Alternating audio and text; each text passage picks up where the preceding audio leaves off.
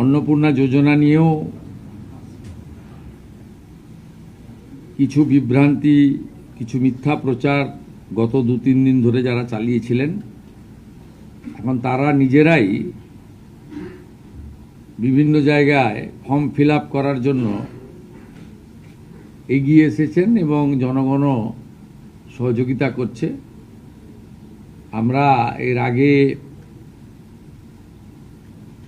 অফলাইনে চালু রেখেছিলাম, আজ থেকে অনলাইনেও চালু হয়ে গেছে এবং আমাদের 20 জন আধিকারিক প্রিন্সিপাল সেক্রেটারি লেভেলের অফিসার জেলায় জেলায় গিয়ে এই কাজ মনিটরিং করছে এবং আমরা আশা করছি বুধবার খুব বড় সংখ্যায় আমরা ট্রান্সফার করব এবং সেই দিন রাজ্যের বিভিন্ন ব্লকে, এসডি অফিসে, মিউনিসিপ্যালিটিতে এই কর্মসূচি সূচনাতে আমাদের ছোট একটা ইভেন্ট হবে এবং আমরা নবান্নর সভাগৃহ থেকে রাজ্য মন্ত্রিসভার সদস্যদের উপস্থিতিতে একটা মিডিয়া ইভেন্টও করব। আমি এই সংক্রান্ত আপনাদের কাছে কেন আমরা বিস্তারিত তথ্য সংগ্রহ করছি, আমি এর আগে ওই রাকিবুল শেখের কথা বলেছিলাম। এই কেসে অনেক বড় পর্দা ফাঁস হয়েছে। বহরমপুর পিএস কেস নম্বর 843/2026, এখানে এখনো পর্যন্ত 22টা ফলস অ্যাকাউন্ট পাওয়া গেছে, যেখান থেকে মহিলারা নয়, পুরুষরা লক্ষ্মীর ভাণ্ডারে টাকা নিচ্ছে এবং এটা অনেক বড় সংখ্যা হবে এবং যত এটা আরও আমরা তদন্তের গতি পুলিশকে বাড়াতে বলেছি। 22টা অ্যাকাউন্টের মধ্যে 1 account is linked to Rakibul Sheikh. 15টা অ্যাকাউন্ট পাওয়া গেছে মুস্তাফিজুর রহমান এবং তার স্ত্রী তুহিনা।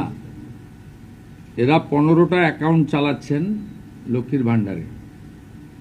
6টা অ্যাকাউন্ট পাওয়া গেছে তারিকুল রহমানের। যারা 12 পাতা, 16 পাতা, 18 পাতা করছেন,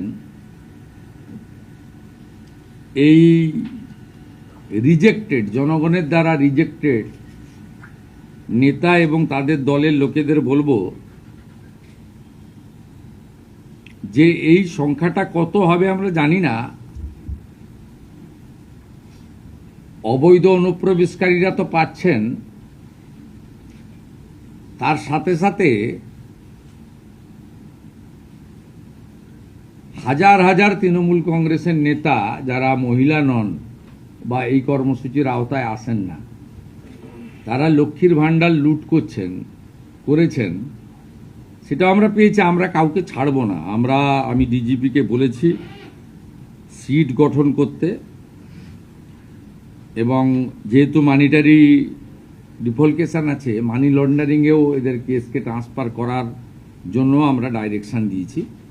আমরা হিসাব করে দেখেছি এসআইআরে নাম বাদ যাওয়া এবং এই রাকিবুল, মুস্তাফিজুর, তারিকুলরা মিলে অন্তত 30 লক্ষ ফলস লক্ষ্মীর ভাণ্ডারের টাকা তুলছেন। 30 লক্ষ গুণিতক 1,500 টাকা করে যদি হিসাব করেন, কত হাজার কোটি টাকা আপনাদের জনগণের টাকা কিভাবে এরা লুট করেছে। এই লুটেরাদের পার্টি, এটা তার প্রমাণ।